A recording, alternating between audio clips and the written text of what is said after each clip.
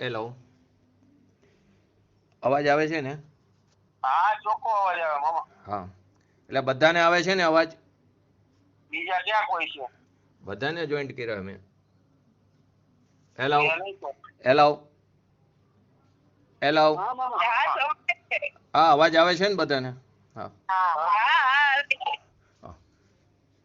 ઓમ નમો અર્યંતાણં નમો સિદ્ધાણં નમો આયર્યાણં નમો વૈજાયણં નમો લોયે શવ શ્રાવણમ ચત્તારી મંગલમ અર્યંતા મંગલમ સિદ્ધા મંગલમ શાહુ મંગલમ કેવલી પંતો ધર્મ મંગલમ ચત્તારી લોકોતમા અર્યંતા લોકોતમા સિદ્ધા લોકોતમા શાહુ લોકોતમા કેવલી પંતો ધર્મ લોકોતમા ચત્તારી શરણ પૌજામી અર્યંતે શરણ પૌજામી સિદ્ધે શરણ પૌજામી શાહુ શરણ પૌજામી કેવલી પંતો ધર્મ શરણ પૌજામી જે સ્વરૂપ સમજ્યા વિના પામ્યો દુઃખ અનંત સમજાવ્યું પદ નમો શ્રી સદગુરુ ભગવાન પરમ પુરુષ પ્રભુ સદગુરુ પરમ જ્ઞાન સુખધામ જેણે આપ્યું આનની તેને સદા પ્રણામ દેહ છતાં જેની દશા વર્તે દેહાતી આજ્ઞાનીના ચરણમાં હો વંદનય ગણિત કાન ગુરુના ચરણમાં હો વંદન ગણિત ભગવતી માતના ચરણમાં હો વંદન ગણિત. આપણે અવિરત સમ્યકની ચોથું ગુણસ્થાન જે ચાલુ છે તો એની પહેલાં ડિફાઇન જોઈ લઈ. જેના પરિણામ સમ્યક દર્શનથી સહિત હોય એટલે કે જેના પરિણામ સમ્યક દર્શન સાથેના હોય તે જીવ ઇન્દ્રિય અને મનના વિષયોથી અને ત્રસ અને સ્થાવરની હિંસાથી અવિરત હોય અને અથવા તો સાથે એક દેશ કે સર્વદેશ કોઈ પણ પ્રકારના સંયમથી રહિત હોય તેને અવિરત સમ્યક્ત્વ ગુણસ્થાન કહેવામાં આવે છે. ફરીવાર, જે જીવના પરિણામ સમ્યક દર્શન સાથેના હોય પરંતુ ઇન્દ્રિયોના વિષયોથી તેની અંદર 5 ઇન્દ્રિય અને મન લઈ લેવાનું ઇન્દ્રિયના વિષયોથી અને ત્રસ્ત અને સ્થાવરની હિંસાથી તે અવિરત હોય અર્થાત એક દેશ અને સર્વદેશ કોઈ પણ પ્રકારના સંયમથી તે રહિત હોય તે પરિણામને અવિરત સમ્યક્ત્વ ગુણસ્થાન કહેવામાં આવ્યું છે. એની બીજી પરિભાષા કેવી રીતે થઈ છે? અપ્રત્યાખ્યાન અનંતાબંધી ચોકડીનો અભાવ થયો છે પરંતુ અપ્રત્યાખ્યાન વર્ણ કશાય કર્મના ઉદયથી તે અસંયમી હોવા છતાં પણ તેને 5, 6 કે 7 એટલે અનંતાબંધીની 4 અને દર્શન મૌન્યની 3 તે પ્રકૃતિનો કાં તો ઉપશમ ક્ષય અને ક્ષયોક્ષમની દશામાં થવાવાળા જીવના ઔપશમિક ક્ષાયિક કે ક્ષાયોક્ષમિક ભાવોને અવિરત સમ્યક્ત્વ ગુણસ્થાન કહેવામાં આવે છે. એનાથી પણ આગળ આપણે જે ગઈકાલે વાત લીધી હતી તેની અંદર સૌ પ્રથમ ઔપશમિક સમ્યક્ત્વ થયા પછી ફરી મિથ્યાત્વમાં જવું અનિવાર્ય છે તો કે ના, ઔપશમિક સમ્યક્ત્વ થયા પછી કોઈ જીવ મિથ્યાત્વમાં જઈ શકે છે પરંતુ મિથ્યાત્વમાં જવું અનિવાર્ય નથી. કેમ કે ઔપશમિક સમ્યક્ત્વનો કાર પૂરો થઈ જાય પછી તે કાં તો ક્ષાયોક્ષમિક સમ્યક દ્રષ્ટિ થાય કાં સમ્યક મિથ્યાત્વ એટલે કે ત્રીજા ગુણસ્થાનમાં આવે અથવા તો સાસાદન સમ્યક દ્રષ્ટિ પણ થઈ શકે છે. ચારિત્રની અપેક્ષાએ વિચાર્યો તો કે આ ગુણસ્થાનમાં એટલે કે જીવને સમ્યક દર્શન છે એટલે કે શ્રદ્ધા ગુણનું સમ્યક રૂપે પરિણમન થયું છે તો ગુણો વચ્ચે અવિનાભાવી સંબંધ છે તો જે એક ગુણનું સમ્યક રૂપે પરિણમન થયું તો અનંત ગુણોનું ત્યાં સમ્યક રૂપે પરિણમન થાય છે. અંશે પણ સમ્યક રૂપે પરિણમન થાય છે. કેમ કે સર્વગુણાન સમ્યક્ત્વ. તો અહીં કયા પ્રકારનું ચારિત્ર છે તો કે અહીં સ્વરૂપમાં જેટલો સમય સ્થિર છે તેટલો સમય તે ચારિત્ર દશા છે, તેટલો સમયને વિતરાગ ભાવ કહો, તેને સંવર કહો, તેને શુદ્ધ ઉપયોગ કહો. તો કે સ્વરૂપમાં સ્થિર થવું, સ્વરૂપમાં રમવું, ચરવું, જમવું તેને અહીંયા ચારિત્ર કીધું તે સ્વરૂપાચરણ ચારિત્ર છે. તો કે કરુણાન યોગની ભાષામાં તેને અવિરત કીધો છે અને ચરુણાન યોગમાં પણ અણુવ્રત કે મહાવ્રતનું પાલન ન કરતો હોવાથી ચોથા ગુણસ્થાનવાળા જીવને કેવો કીધો છે? અસંયમી કીધો છે. અને કરુણાન યોગની અપેક્ષાએ પણ એને અસંયમિત કીધો છે. કરુણાગ્નિની બીજી અપેક્ષા જુઓ તો અહીં અનંતાબંધી ચોકડીનો અભાવ થયો છે, પરંતુ ચારિત્ર મૌન્ય કર્મની બાકીની 3 ચોકડી ત્યાં સદભાવ રૂપે પડી છે, પરંતુ એક ચોકડીનો અભાવ થયો છે. તો ચારિત્ર ગુણમાં આંશિક નિર્મળતા અભાવ થયો કે જે બાધક હતો એનો જેટલા અંશે અભાવ થયો તો એટલા અંશે સામેની વસ્તુ પ્રગટ થાય ને. તો કે અહીંયા અનંતાબંધી એક ચોકડીનો અભાવ થયો તો અહીં શું થયું તો કે અહીં અંશે ચારિત્ર પ્રગટ થયું, તે સ્વરૂપાચરણ ચારિત્ર. તો અહીં ચારિત્રની અપેક્ષાએ શું વિચાર થયો તો કે ત્યાં સ્વરૂપાચરણ ચારિત્ર છે. હવે કાર અપેક્ષાએ વિચાર કરી તો ચોથા ગુણસ્થાનનો જગન્યકાર કેટલો છે કે એક અંતર્મુહૂર્ત છે. ચારે ગતિના જીવ તે સમ્યક્ત્વની પ્રાપ્તિ કરી શકે છે. એક ભવથી અન્ય ભવમાં એટલે કે બીજી ગતિમાં જાય ત્યાં પણ તેનું સમ્યક્ત્વને સાથે લઈને જઈ શકે છે. જો કોઈ જીવ 5મો ગુણસ્થાન અથવા 7મા ગુણસ્થાન સર્વદેશમાં સંયમ વગર એટલે કે 5મું કે 6ઠું 7મા ગુણસ્થાન વગર માત્ર સમ્યક દર્શન થઈ જો ચોથા ગુણસ્થાનમાં ઓછામાં ઓછો કાર રહે તો તે માત્ર એક અંતર્મુહૂર્ત જ રહેશે. એક અંતર્મુહૂર્તથી ઓછું પણ નથી રહેતો અને એક અંતર્મુહૂર્તથી વધારે રહે પણ એક અંતર્મુહૂર્તથી ઓછું તે ચોથા ગુણસ્થાનમાં રહી શકતો નથી. માટે ચોથા ગુણસ્થાનનો જગન્ય કાર એક અંતર્મુહૂર્ત છે. ચોથા ગુણસ્થાનનો ઉત્કૃષ્ટ કાર ચારે ગતિની અપેક્ષાએ અલગ અલગ લીધો છે. તો દેવગતિમાં સૌથી વધારે આયુષ્ય સ્વાર્થસિદ્ધિ વિમાનના દેવો અથવા તો જે અનુત્તરવાસી છે એના જે 5 ભેદ છે તે દેવોમાં સૌથી વધારે સ્વાર્થસિદ્ધિ વિમાનનું જે 33 સાગરોપમ આયુષ્ય છે તે અનુત્તર વિમાનના જે દેવોનો જે 33 સાગર આયુષ્ય છે તેમાં સાધિક શબ્દ એટલે કે દેવગતિની અપેક્ષાએ સાધિક 33 સાગર છે. નરક ગતિની અપેક્ષાએ 7મી નરકમાં 33 સાગરોપમનું આયુષ્ય છે તો ત્યાં 33 સાગરોપમથી 6 અંતર્મુહૂર્ત ઓછું તે તેનો ઉત્કૃષ્ટકાર છે. મનુષ્યની અપેક્ષાએ સાધિક 3 પલ્ય તે તેનો ઉત્કૃષ્ટકાર છે અને તિર્યંજ ગતિની અપેક્ષાએ તેનો ઉત્કૃષ્ટકાર 3 પલ્ય છે. અને મધ્યમકાર એક અંતર્મુહૂર્તથી લઈને સાધિક 33 સાગરોપમ સુધીનું વચ્ચેના જેટલા પણ સમય આવી જાય તે બધો તેનો મધ્યમકાર થાય છે. ગમનાગમનની અપેક્ષાએ વિચારી તો ચોથા ગુણસ્થાનમાંથી કોઈ પણ જીવ દ્રવ્યલિંગી મુનિરાજ હો. કન્ડિશન શું છે? દ્રવ્યલિંગી મુનિરાજ હોવું આવશ્યક છે. ચોથા ગુણસ્થાનમાં તે જીવ જો પોતાના શુદ્ધાત્માના આશ્રયથી પ્રબળ પુરુષાર્થ કરે અને સ્વભાવના આશ્રયે પ્રબળ પુરુષાર્થ કરવાને કારણે તે જીવ સીધો 7મા ગુણસ્થાનમાં અપ્રમત વિરત ગુણસ્થાનમાં ભાવલિંગી મુનિપણું તે પ્રાપ્ત કરે છે. પરંતુ પહેલા દ્રવ્યલિંગી મુનિપણું હોવું જરૂરી છે. માટે અહીંયા કન્ડિશન શું મૂકી છે? ચોથા ગુણસ્થાનમાં હોય પરંતુ તે ચોથા ગુણસ્થાન વર્તી દ્રવ્યલિંગી મુનિરાજ હોય તે પોતાના સ્વભાવના આશ્રયે 7મું ગુણસ્થાન તે પ્રાપ્ત કરે છે. એનાથી બીજું ગમન શું આવ્યું કે ચોથા ગુણસ્થાન વાળો દ્રવ્યલિંગી મુનિરાજ હોય અથવા તો દ્રવ્યલિંગી શ્રાવક હોય તે પોતાના સ્વભાવના આશ્રયે પ્રબળ પુરુષાર્થ કરે તો તે 5મા ગુણસ્થાનમાં વિરતાવિરત ગુણસ્થાનમાં જઈ શકે છે. 5મું ગુણસ્થાન તે વ્રતી શ્રાવકનું છે માટે ત્યાં વિરતાવિરત કીધું. એટલે ત્યાં શું કીધું? દ્રવ્યલિંગી શ્રાવક હોવો પણ જરૂરી છે અથવા તો દ્રવ્યલિંગી 5મ ગુણસ્થાન વાળા દ્રવ્યલિંગી મુનિરાજ હોવું પણ એટલે 5મા ગુણસ્થાનમાં જાય છે ને તો 5મા ગુણસ્થાનમાં પણ 5મ ગુણસ્થાન વતી દ્રવ્યલિંગી મુનિરાજ હોય છે. માટે ત્યાં ચોથા ગુણસ્થાનમાં કાં તો દ્રવ્યલિંગી મુનિરાજ અથવા તો દ્રવ્યલિંગી શ્રાવક તે પોતાના સ્વભાવના આશ્રયે જાય અને તે પ્રબળ પુરુષાર્થ કરે તો 5મ ગુણસ્થાનમાં જઈ શકે છે. એ સિવાય ગમન નીચે ક્યાં થાય છે તો કે ચોથા ગુણસ્થાનમાંથી નીચે ગમન તે સમ્યક મિથ્યાત્વ એટલે કે મિશ્ર પ્રકૃતિ દર્શન મૌન્યની જે છે તેની સત્તા તો પડી છે અને તેની સત્તા પોતાના અપરાધને કારણે અથવા પૂર્વના કુસંસ્કારોને કારણે તેની તે પ્રકૃતિ ઉદયમાં આવે તો એટલે કે મિશ્ર ભાવરૂપ થઈ જાય તે પ્રકૃતિ. તેથી તે સમયે તે 3જા ગુણસ્થાનમાં આવે છે. ટૂંકમાં ચોથા ગુણસ્થાનમાંથી જીવ પોતાના અપરાધને કારણે તેની દર્શન મૌન્યની સમ્યક મિથ્યાત્વ નામની પ્રકૃતિનો ઉદય આવવાને કારણે તે 3જા ગુણસ્થાનમાં જાય છે. ચોથા ગુણસ્થાનમાંથી કોઈ ઔપશમિક સમ્યક દ્રષ્ટિ હોય અને તે પોતે સ્વયં પોતાના વિપરીત પુરુષાર્થથી તેની દર્શન મૌન્ય કર્મનો અભાવ રહેશે પરંતુ અનંતાબંધી ક્રોધ માન માયા લોભ 4માંથી કોઈ પણ એક કસાયનો ઉદય આવે તો તે બીજા ગુણસ્થાનમાં જઈ શકે છે. ચોથા ગુણસ્થાનમાંથી ક્ષાયિક સમ્યક દ્રષ્ટિને છોડીને ઉપરમાં 3માં 3જા ગુણસ્થાનમાં કે બીજા ગુણસ્થાનમાં તે ક્ષાયિક સમ્યક દ્રષ્ટિ હોતો નથી.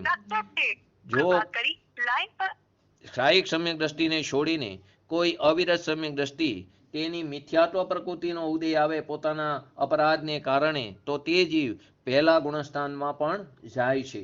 હા, એના બધા ગમનના થયા. તો ગમન ક્યાં ક્યાં થયું? ચોથાથી સાતમામાં જાય, ચોથાથી પાંચમામાં જાય, ચોથાથી ત્રીજામાં જાય, ચોથાથી બીજામાં જાય અને ચોથામાંથી પહેલામાં જાય. આગમન.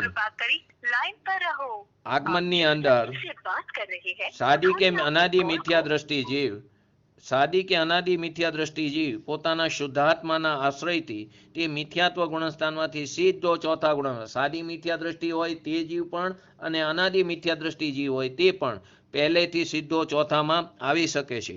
બીજું, ત્રીજું ગુણસ્થાન વાળો જે જીવ છે તે પણ પોતાના શુદ્ધાત્માના આશ્રયથી ત્રીજામાંથી ચોથા ગુણસ્થાનમાં આગમન કરી શકે છે. એના પછી પાછો ક્યાંથી આવે? તો કે પાંચમા ગુણસ્થાનમાંથી કોઈ જીવ ચોથા ગુણસ્થાનમાં પોતાના પુરુષાર્થની હીનતાને કારણે, નબળાઈને કારણે પાંચમામાંથી ચોથામાં આવે છે. અને છઠ્ઠા ગુણસ્થાનમાંથી પણ કોઈ જીવ પોતાના પુરુષાર્થની નબળાઈને કારણે, હીણા પુરુષાર્થને કારણે છઠ્ઠા ગુણસ્થાનમાંથી એટલે કે પ્રમત વિરત ગુણસ્થાનમાંથી પણ ચોથા ગુણસ્થાનમાં આવે છે. એ સિવાય પણ ગમન થાય છે. તો એના સિવાય ઉપશમ શ્રેણીની અપેક્ષાએ ઉપશમ શ્રેણીના જે 4 ગુણસ્થાન તેની અંદર જો મરણ થાય તો તે સીધો વિગ્રહ ગતિમાં જાય, તો ત્યાં તેનું ચોથું ગુણસ્થાન છે. તો આ રીતે પાંચમા પ્રકારમાં આ રીતે ચોથું ગુણસ્થાન પ્રાપ્ત થાય છે, કેમ કે વિગ્રહ ગતિના પ્રથમ સમયથી તેને ચોથું ગુણસ્થાન થાય. પરંતુ એના મરણના અંત સમય સુધી શ્રેણીનું તેનું ગુણસ્થાન ચાલુ રહે છે. તો આ એનું ગમન અને આગમન થયું. બરાબર. પછી એના ઉપર એક પ્રશ્ન હતો કે ચોથા ગુણસ્થાન વાળો મિથ્યાત્વ ગુણસ્થાનથી સાતમા ગુણસ્થાનમાં જવા માટે અથવા ચોથા ગુણસ્થાનથી સાતમા ગુણસ્થાનમાં દ્રવ્યલિંગી મુનિરાજ ગમન કરે, કોઈ અવ્રતી શ્રાવક કે વ્રતી શ્રાવક તે સાતમામાં જાય અને પાછો છઠ્ઠામાં આવીને દ્રવ્યલિંગી મુનિ દીક્ષા ધારણ કરે, એમ ન ચાલે? તો કે નહીં. 3 કસાઈ ચોકડીની અભાવરૂપ વિતરાગતા વ્યક્ત થાય છે ત્યારે તેને કપડાં પહેરવાનો રાગરૂપી પરિણામ રહેતું નથી. એટલે કે રાગ ભાવ નથી રહેતો, કપડા આદિ બાહ્ય પરિગ્રહ કોઈ પણ રહેતા નથી. આ એક પ્રકારનો નૈમિત્તિક સંબંધ છે. રાગના પરિણામ છે તે જ કપડાં પહેરાવવાનું કામ કરે છે. એટલે રાગ જ નથી રહેતો, માટે તેને કપડાં કેવી રીતે પહેરે? એટલે કે બાહ્ય પરિગ્રહના અભાવપૂર્વક જ અપ્રમતપણાનું સુમેર છે, એવો જ બંને વચ્ચે નૈમિત્તિક સંબંધ છે. એટલા માટે સાતમા ગુણસ્થાનમાંથી જવા માટે પહેલામાંથી આવે કે ચોથામાંથી આવે કે પાંચમામાંથી આવે, પરંતુ તેને દ્રવ્યલિંગી મુનિપણું હોવું આવશ્યક છે. તો એનો અર્થ શું થયો? દ્રવ્યલિંગી પૂર્વક જ ભાવલિંગી થાય એવું જ વસ્તુનું સ્વરૂપ છે. સીધું ભાવલિંગી થવાતું નથી. માટે છઠ્ઠા ગુણસ્થાનથી 14મા ગુણસ્થાન વાળા જેટલા મુનિરાજ છે, જેની સંખ્યા છે 9 કરોડમાં 3 ઓછા, તે બધા ભાવલિંગી મુનિરાજ ખરેખર કેવા છે? નિયમથી તો દ્રવ્યલિંગી છે. ભાવલિંગી દ્રવ્યલિંગી મુનિરાજ છે. તે દ્રવ્યલિંગી તો તેની સાથે છે જ, પરંતુ ભાવલિંગી હોવું જરૂરી છે 6 થી 14 વચ્ચે. એટલે કે ભાવલિંગી મુનિરાજ તે બધા નિયમથી દ્રવ્યલિંગી છે, પરંતુ દ્રવ્યલિંગી મુનિરાજ તે બધા ભાવલિંગી થાય તેને ન પણ થાય. આ નિયમ છે. બરાબર. અને એના ઉપરથી પ્રશ્ન થયો તો કે તીર્થંકર હોય, કોઈ પણ તીર્થંકર આદિ જે મહાપુરુષ છે તેને પહેલા ભાવલિંગ થાય? તો કે ના, બધા માટે પરમાર્થનો પંથ એક જ છે. એના પછી એક પ્રશ્ન થયો તો તીર્થંકર પોતાની 8 વર્ષની ઉંમરમાં જ પંચમ ગુણસ્થાનવતી શ્રાવક થઈ જાય છે, એવું અમે પ્રથમાનુયોગના શાસ્ત્રોમાં વાંચ્યું હતું. તે સ્થૂળતાથી અપેક્ષાએ કથન કર્યું છે, કેમ કે ત્યાં 8 વર્ષના જે તીર્થંકરનો જે જીવ છે તેનું બાહ્ય આચરણ પંચમ ગુણસ્થાન વ્રતી શ્રાવક જેવું હોય છે, તે અપેક્ષાએ તેને સમજાવવા માટે કથન કર્યું છે. અને તીર્થંકરના જીવનું જેવું જીવન જીવવા માટેની પ્રેરણા માટે આ કથન કર્યું છે. હવે આગળ આપણે લઈએ. એમાં છેલ્લો પ્રશ્ન ગઈકાલે લીધો હતો કે આની અંદર જે ચોથું ગુણસ્થાન જે છે, સાદી હોય કે અનાદિ મિથ્યા દ્રષ્ટિ હોય, તે મનુષ્ય જે પોતાનું અવિરત ચોથું ગુણસ્થાનની પ્રાપ્ત કરે તેના માટે વિશેષ પાત્રતા આવશ્યક છે. તો કે આ બંને મિથ્યા દ્રષ્ટિને સમ્યક્ત્વ માટે પુરુષાર્થ તથા પાત્રતા કેવી હોય? સમાન. બંનેને સમ્યક્ત્વની સાથે પુરુષાર્થ તો મેઇન અગત્યતા છે, સાથે પાત્રતા પણ હોવી જરૂરી છે. એટલું અવશ્ય છે કે જેની પાત્રતા વિશેષ હોય તે શીઘ્ર જ સમ્યક્ત્વ રૂપી રત્નને પ્રાપ્ત કરી શકે છે, પરંતુ સાથે તેનો પુરુષાર્થ પણ કેવો હોવો જોઈએ? પ્રબળ હોય. કોઈ પાત્રતાને પ્રાપ્ત મિથ્યા દ્રષ્ટિ જીવ કોઈ પાત્ર વિશેષ કારણોથી પાત્રતાને પ્રાપ્ત જે મિથ્યા દ્રષ્ટિ છે તે અવિરત સમ્યક્ત્વ ગુણની પ્રાપ્ત કરી શકે છે. બીજા કોઈ મિથ્યા દ્રષ્ટિ તે સમ્યક્ત્વની પ્રાપ્તિ કરી શકતા નથી, પરંતુ પુરુષાર્થ સાથે પોતાના સ્વભાવનો આશ્રય તો હોવો જોઈએ. તો આ પાત્રતાની અંદર શું શું આવે? તો કે સૌથી પહેલા ગૃહિત મિથ્યાત્વનો ત્યાગ હોવો જોઈએ. કુદેવ કુગુરુ કુશાસ્ત્રનું તેને શ્રદ્ધાન ન હોવું જોઈએ. તો તેની સામે સાચા દેવનું સાચા દેવગુરુ શાસ્ત્રનું શ્રદ્ધાન હોવું જોઈએ. તો કેવા દેવ સાચા કહેવાય? તો કે જે વિતરાગી હોય, સર્વજ્ઞ હોય ને હિતોપદેશી હોય તે સાચા દેવ છે. કયું શાસ્ત્ર સાચું? કે જેની અંદર વિતરાગતાની વાણી નિખરતી હોય, જે વિતરાગતાની પોષક વાણી હોય તે જ શાસ્ત્ર સાચું છે. અને કયા ગુરુ સાચા? કે છઠ્ઠા સાતમા ગુણસ્થાનમાં ઝૂલતા ત્રણ કસાઈ ચોકડીની અભાવરૂપ વિતરાગતા જેણે પ્રાપ્ત કરી છે તે જ સાચા ગુરુ છે. એવો દ્રઢ શ્રદ્ધાવન મિથ્યા દ્રષ્ટિ જીવ જ સમ્યક દ્રષ્ટિ થવાને લાયક છે. આ પહેલી પાત્રતા.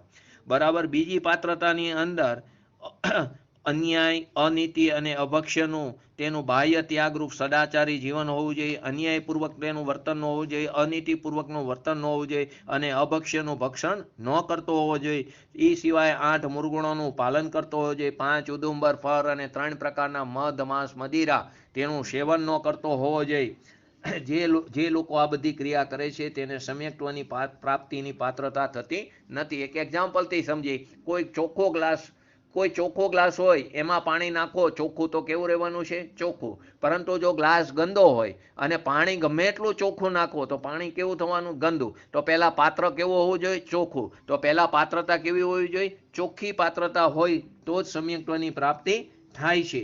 તેની સાથે સપ્તવ્યસન અને તીવ્ર હિંસાદીનો પાપનો ત્યાગ પણ હોવો જરૂરી છે. 7 પ્રકારના વ્યસનોનો ત્યાગ હોવો જોઈએ અને તીવ્ર હિંસાદી પાપોનો પણ ત્યાગ હોવો જોઈએ. રાત્રિ ભોજન ન કરતો હોવો જોઈએ. અરગણ પાણી ન વાપરતો હોવો જોઈએ. 22 પ્રકારના અભક્ષ્ય ચીજોનું ભક્ષણ ન કરતો હોવો જોઈએ. અનીતિપૂર્વકનું જીવન ન વ્યતીત કરતો હોવો જોઈએ. અન્યાયપૂર્વકનું જીવન ન વ્યતીત કરતો હોવો જોઈએ ને ગૃહિત મિથ્યાત્વનું પોષણ ન કરતો હોવો જોઈએ અને 5 અષ્ટમૂળ ગુણોનું પાલન કરતો હોવો જોઈએ. એવો જ જીવ સમ્યક્ત્વની પ્રાપ્તિ કરી શકે છે. અહીં સુધી આપણે ગઈકાલે આવ્યું હતું. ને સાથે આ બધી વાત બધા વ્રત લઈ લીધા હોય, પરંતુ સાથે તત્વચિંતનની મુખ્યતા તો હોવી જ જોઈએ. તે મુખ્યતા હોય, તત્વનો નિર્ણય હોય તો આત્માનુભૂતિ માટે પોતાનો સમ્યક પુરુષાર્થ ઉપડ્યા વગર રહેતો નથી. સમ્યક પુરુષાર્થ ઉપડે તો રુચિ અનુસાર કાર્ય એટલે કે વીર્ય થયા વગર રહેતું નથી, એટલે કે કાર્ય થયા વગર રહેતું નથી. તો કે રુચિ જેવી છે તે પ્રકારે વીર્ય પણ પ્રબળ ઉપડે છે અને કાર્ય પણ પ્રગટ થાય છે. કારણ પરમાત્માનો પણ સ્વીકાર થાય છે અને કાર્ય પરમાત્મા પણ પ્રગટ થયા વગર રહેતું નથી. પરંતુ વ્રત વિના પણ સમ્યક્ત્વની પ્રાપ્તિ થઈ શકે છે. કોઈ પણ પ્રકારનું વ્રતનું પાલન ન કરો તો પણ સમ્યક્ત્વની પ્રાપ્તિ થઈ શકે છે. અણુવ્રત હોય કે મહાવ્રત. ગઈકાલે એક ભાઈનો વોટ્સએપ પર આપણા મુમુક્ષનો પ્રશ્ન આવ્યો હતો. એ ખરેખર એટલે મને એટલે ગમ્યો કે એ જોડે ના, તે સ્વાધ્યાયથી દૂર રહેતા હતા, પણ એમને આ બીજો ત્રીજો પ્રશ્ન આવ્યો કે જે બપોરના સ્વાધ્યાયમાં જોડાય છે. તો એના ઉપરથી મને ગમ્યું. એના ઉપરથી એમનો પ્રશ્ન હતો કે અણુવ્રત અને મહાવ્રતો તે બંને વચ્ચે શું ફરક, અને અણુવ્રતો કોને કહેવાય અને મહાવ્રતો કોને કહેવાય? તો પહેલી વસ્તુ, અણુવ્રતો અને મહાવ્રતો. અણુવ્રત એટલે કે ત્યાં એક દેશનો ત્યાગ હોય છે.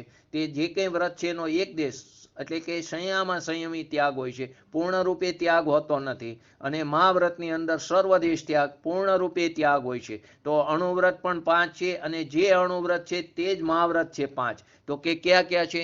તો કે અણુવ્રત 5ની અંદર જો તમે એને ત્યાગની અપેક્ષાએ લો તો હિંસા લો, અસત્ય લો, ચૌર્ય લો, અબ્રહ્મચર્ય લો અને અપરિગ્રહ લો. અને જો પાલન કરવાની અપેક્ષાએ લો તો અહિંસા લો, સત્ય લો, અચૌર્ય લો, બ્રહ્મચર્ય લો અને પરિગ્રહ લો.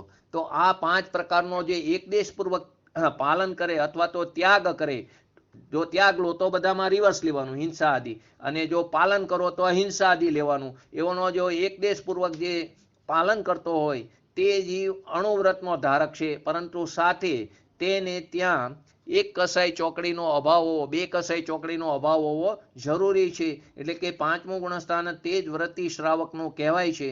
4થા ગુણસ્થાનમાં પણ દ્રવ્યલિંગી શ્રાવક હોય છે. 1 કસાઈ ચોકડીની અભાવરૂપ પણ દ્રવ્યલિંગી શ્રાવક છે, પરંતુ તે અવ્રતી શ્રાવક કહેવામાં આવે છે. અને મહાવ્રતની અંદર ત્રણ કસાઈ ચોકડીની અભાવરૂપ વિતરાગતા એને પ્રાપ્ત થઈ છે અને તે જ અણુવ્રત તે મહાવ્રતમાં કન્વર્ટ થાય છે કે તેને સર્વદેશ ત્યાગ હોય છે, તેને પૂર્ણ રૂપે તેનો સંયમ હોય છે. તેથી તે જ વ્રતને શું કહેવામાં આવ્યું? મહાવ્રત કહેવામાં આવ્યા. વિશેષ અપેક્ષા, જે ગઈકાલે આપણે છેલ્લે અહીં અટકાતા, વિશેષ અપેક્ષા.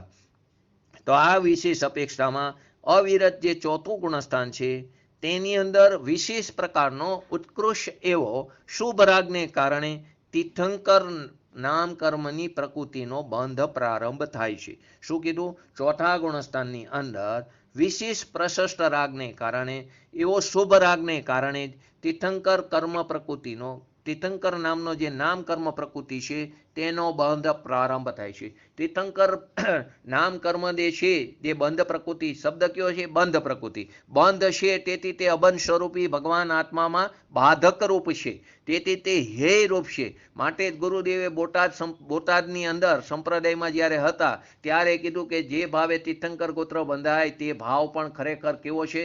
ઝેર છે. તે મારા માટે કેવો છે? દરેક માટે કેવો? દરેક જીવ જે સાધક જીવ છે તેના માટે તે હરાહર ઝેર જેવો છે, તે ખટક રૂપે રહેવો જોઈએ. તો ત્યારે ત્યાં એમ આખો સન્નાટો થઈ ગયો કે તીર્થંકર ગોત્ર, તો કે હા તીર્થંકર, કેમ કે તે પ્રકૃતિ છે બંધાણી, તો બંધાણી તો અબંધ સ્વરૂપી ભગવાન આત્માની પ્રાપ્તિ નહીં થાય. તો કે વિશિષ્ટ પ્રશસ્ત રાગને કારણે આ તીર્થંકર જે નામ કર્મની પ્રકૃતિનો બંધ અહીંથી ચોથા ગુણસ્થાનથી થાય છે. આની સાથે કન્ડિશન પણ હોય છે. તીર્થંકર નામ કર્મ પ્રકૃતિનો બંધ કોની સમક્ષ થાય? કોની હાજરીમાં થાય છે? કે કેવરી અને શ્રુત કેવરીની હાજરીમાં થાય છે.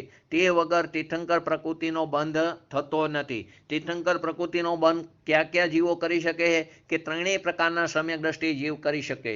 અવસમિક સમ્યક દ્રષ્ટિ જીવ હોય તે પણ કરી શકે છે, ક્ષાયોક્ષમિક સમ્યક દ્રષ્ટિ જીવ હોય તે પણ કરી શકે છે, અને ક્ષાયિક સમ્યક દ્રષ્ટિ જીવ હોય તે પણ કરી શકે છે. પરંતુ કન્ડિશન શું છે? કે ત્રણેય પ્રકારના જે સમ્યક દ્રષ્ટિ જીવ છે તેને કેવરી કે શ્રુત કેવરીની હાજરીમાં તેને તીર્થંકર નામ કર્મ પ્રકૃતિનો બંધનો પ્રારંભ ચોથા ગુણસ્થાનથી થાય છે. આની સાથે બીજી એક વસ્તુ પણ સમજવા જેવી છે. કોઈ જીવને જો પહેલા નરકગતિનું આયુષ્યનો બંધ પડી ગયો હોય અને પછી તેને સમ્યક દર્શન થયું અને તેને તીર્થંકર પ્રકૃતિનો બંધ બંધાવવાનો થયો, અને જો તે ક્ષાયિક સમ્યક દ્રષ્ટિ હોય તો તે ક્ષાયિક સમ્યક દર્શનની સાથે તે પહેલા ગુણસ્થાનમાં, એટલે પહેલી નરકમાં જાય છે. પહેલી નરકથી આગળ જઈ શકતો નથી અને ત્યાં તેની તીર્થંકર પ્રકૃતિનો બંધ બંધાવવાનું ચાલુ રહેશે, અને ત્યાંથી તે જીવ મનુષ્ય પર્યાયમાં આવીને તે મોક્ષ દશાને પ્રાપ્ત, તીર્થંકર પ્રકૃતિનો ઉદય આવે છે અને ત્યાંથી તે સિદ્ધ દશાને પ્રાપ્ત, મોક્ષ દશાને પ્રાપ્ત કરે છે. ઉદાહરણમાં આપણે શ્રેણિક રાજાનો દાખલો લઈ શકીએ. અને જો ક્ષાયોક્ષમિક સમ્યક દ્રષ્ટિ હોય અથવા તો ઔપસમિક સમ્યક દ્રષ્ટિ જીવ હોય, તેને જો પહેલા નરકગતિનું આયુષ્ય બંધાઈ ગયું અને પછી આ બે પ્રકારનું સમ્યક દર્શન થયું હોય અને તેને કેવરી શ્રુત કેવરીની હાજરીમાં તીર્થંકર પ્રકૃતિનો બંધ પડ્યો હોય તો તે જીવ ત્રીજી નરક સુધી જાય છે. પરંતુ તેનું સમ્યક દર્શન મરણના છેલ્લા અંતર્મુહૂર્તમાં સમ્યક દર્શન પણ વમી જાય છે અને તીર્થંકર નામ કર્મની પ્રકૃતિનો બંધ બંધાવવાનું પણ બંધ થઈ જાય છે, અને તે નરક ગતિમાં જાય એના પહેલા અંતર્મુહૂર્તની અંદર તેને પાછું સમ્યક દર્શન થાય છે અને ફરી પાછી એને તીર્થંકર પ્રકૃતિનો બંધ બંધાવવાનું ચાલુ થાય. તો અહીંથી એક નવો પ્રશ્ન ઊભો થયો કે ત્યાં તો કેવરી ને શ્રુત કેવરી ન હોય તો પાછું કેમ એને અહીંયા બંધ બંધાવવાનું ચાલુ થયું? તો કે એના માટે નિયમ છે કે પહેલી વાર બંધાય ત્યારે જ કેવરી શ્રુત કેવરીની હાજરીની જરૂર છે, પછી કેવરી કે શ્રુત કેવરીની હાજરીની જરૂર નથી. તો અહીં તીર્થંકર નામ કર્મની પ્રકૃતિ વિશેષ પ્રશસ્ત રાગને કારણે ચોથા ગુણસ્થાનમાં એનો પ્રારંભ થાય છે અને તેની અંદર 16 જે ભાવના છે એમાં દર્શન વિશુદ્ધિ આદિ જે 16 કારણ ભાવના છે ને તે ભાવનાઓથી તીર્થંકર પ્રકૃતિનો બંધ થઈ શકે છે. નિમિત્ત રૂપે કઈ ભાવના કીધી?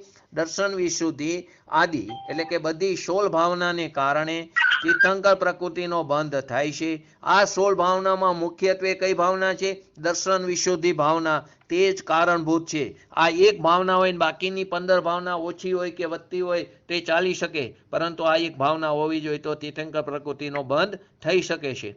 તો કે આ એક ભાવના જ અન્ય બધી ભાવનાઓનો ખરેખર કેવો છે? ઉત્પાદક છે. હવે આને આપણે દર્શન વિશુદ્ધિ ભાવના કોને કહેવાય? વાત તો એવી, દર્શન વિશુદ્ધિ ભાવના, તો કે દર્શન વિશુદ્ધિ ભાવના એવી કહેવાય કે બધા જીવોનું પરમ કલ્યાણ થાય, બધા જીવ મારી જેમ મોક્ષ માર્ગી થઈને સુખી થાય. જે આ જે વાત છે ને એ સીધી ગુરુદેવ પૂજ્ય ગુરુદેવ શ્રીને લાગુ પડે છે. તેમને શું હતું કે બધા આત્મા તે ભગવાન આત્મા છે અને બધા જીવો સુખી થાય, આ એમના જે શબ્દો હતા તે જ સૂચવે છે કે તે ભાવિ તીર્થંકર થવાના છે. કેમ કે તેનામાં આવી આ દર્શન વિશુદ્ધિ ભાવના અંદર અંતર્ભૂત પડેલી હતી. એટલે જ એ બોલતા બધા જીવોનું પરમ કલ્યાણ થાય. દર્શન વિશુદ્ધિ ભાવનાનો અર્થ શું થાય? બધા જીવોનું પરમ કલ્યાણ થાય, બધા જીવ મારી જેમ જ મોક્ષ માર્ગી થઈને સુખી થાય. આનું નામ આ કેવી છે? સમ્યક દર્શન પૂર્વકની લોક કલ્યાણની આ જે અખંડ ભાવના છે તેનું નામ જ દર્શન વિશુદ્ધિ ભાવના છે. આ ભાવના કહેવાય સમ્યક દર્શન પૂર્વકની આ જે ભાવના છે તેનું નામ જ દર્શન વિશુદ્ધિ ભાવના છે. અને તે ભાવના કારણભૂત છે તીર્થંકર પ્રકૃતિનો બંધ પડવા માટે. અને આ તીર્થંકર પ્રકૃતિનો બંધ ચોથા ગુણસ્થાનથી લઈને સાતમા ગુણસ્થાન સુધી ક્યાંય પણ ગમે ત્યાં તીર્થંકર પ્રકૃતિનું નામ કરવાનું બંધાવવાનું પ્રારંભ થઈ શકે. ચોથામાં ન થયું હોય તો પાંચમામાં થાય, છઠ્ઠામાં થાય, સાતમા સુધી ક્યાંય પણ તેને તીર્થંકર પ્રકૃતિના નામ કરવાનું બંધાવવાનું પ્રારંભ થઈ શકે છે. અને તે આઠમા ગુણસ્થાનના છઠ્ઠા ભાગ સુધી, આઠમા ગુણસ્થાનનો જે સમય છે તેના છઠ્ઠા ભાગ સુધી તીર્થંકર પ્રકૃતિનો બંધ થાય છે. ત્યાં સુધી તીર્થંકર પ્રકૃતિનો બંધ શરૂઆત ક્યાંથી થઈ શકે છે? ચોથા ગુણસ્થાનથી. અને સાતમા ગુણસ્થાન સુધી ક્યાંય પણ થઈ શકે અને આઠમા ગુણસ્થાનના છઠ્ઠા ભાગ સુધી પણ આ નામ કર્મનું બંધાવવાનું પ્રારંભ થઈ શકે છે, એનો બંધ થાય છે. પરંતુ તેનો ઉદય ક્યાં થાય છે? તો કે 13મા અને 14મા ગુણસ્થાનમાં. હવે આમાં પણ જે ભાવે તીર્થંકર પ્રકૃતિનો બંધ પડ્યો ને, જે ઉત્કૃષ્ટ શુભ ભાવ હતો, તે શુભ ભાવના અભાવપૂર્વક 13મા ગુણસ્થાનમાં તેને તીર્થંકર 13મું 14મું ગુણસ્થાનમાં તે તીર્થંકર પ્રકૃતિનો ઉદય થાય. જે ભાવે બંધાણીને એ ભાવના અભાવપૂર્વક એને તીર્થંકર પ્રકૃતિનો બંધાણીથી તેનો ઉદય થયો. ફરીવાર આનું કારણ કોણ કીધું? દર્શન વિશુદ્ધિ ભાવના. દર્શન વિશુદ્ધિ ભાવના કહીએ તો કે બધા જીવોનું પરમ કલ્યાણ થાય અને બધા જીવ મારા જેમ જ મોક્ષ માર્ગી બનીને સુખી થાય, અવ્યા બાદ સુખનો ભોગવટો કરે. આવી સમ્યક દર્શન પૂર્વકની જે લોક કલ્યાણ ભાવના છે તેને દર્શન વિશુદ્ધિ ભાવના કહેવામાં આવી. અને આ ક્યાંથી ક્યાં સુધી ચાલુ થાય છે? ગમે ત્યાં થઈ શકે. ચોથા ગુણસ્થાન લઈને મુખ્યત્વે સાતમા ગુણસ્થાન સુધી અને આઠમાનો છઠ્ઠો ભાગ, બહુ જ અલ્પ સમય, એટલે એવી રીતે કીધું આઠમાનો છઠ્ઠો ભાગમાં પણ તીર્થંકર પ્રકૃતિનો બંધ થઈ શકે છે. પરંતુ તેનો ઉદય, તીર્થંકર પ્રકૃતિનો ઉદય 13મા 14મા ગુણસ્થાનમાં, જેને આપણે પરમાત્માના ગુણસ્થાન કહીએ છીએ, ત્યાં તેનો ઉદય થાય છે. જેની કારણે તેના બાહ્ય કારણોમાં 8 પ્રતિહારીઓની રચના થાય છે, સમોસરણની રચના થાય છે, દેવો વૈક્રયિક શરીરથી તે રચના કરે છે અને તેને બાહ્ય આવા વૈભવ પણ થાય છે. પુણ્ય ફલા અર્યંતા, પુણ્યના ફળ સ્વરૂપે તેને આ બધા વૈભવની આદિની પ્રાપ્તિ બાહ્ય કારણથી. તેનો ઉપયોગ નથી, તેનો ઉપયોગ તો પોતાની અંદર સ્વભાવની અંદર છે. આ વિશેષ અપેક્ષામાં પહેલું. બીજું, આ ચોથા ગુણસ્થાનથી જીવને પારમાર્થિક અતિન્દ્રિય સુખનો અંશ પ્રગટ થાય છે. ચોથા ગુણસ્થાનથી જ જીવને અતિન્દ્રિય સુખનો ભલે અંશ, પણ અંશ પ્રગટ થાય. જેવો સિદ્ધની દશાવાળા જીવને અતિન્દ્રિય સુખ છે ને સાદી અનંતકાળ સુધી, તેવો જ અંશ અહીં પ્રગટ થાય છે. તેમને સાદી અનંતકાળ સુધી છે, આને અંશે પ્રગટ થાય છે. જાતમાં કોઈ ફરક નથી, સ્થિરતાની અપેક્ષાએ ફરક છે.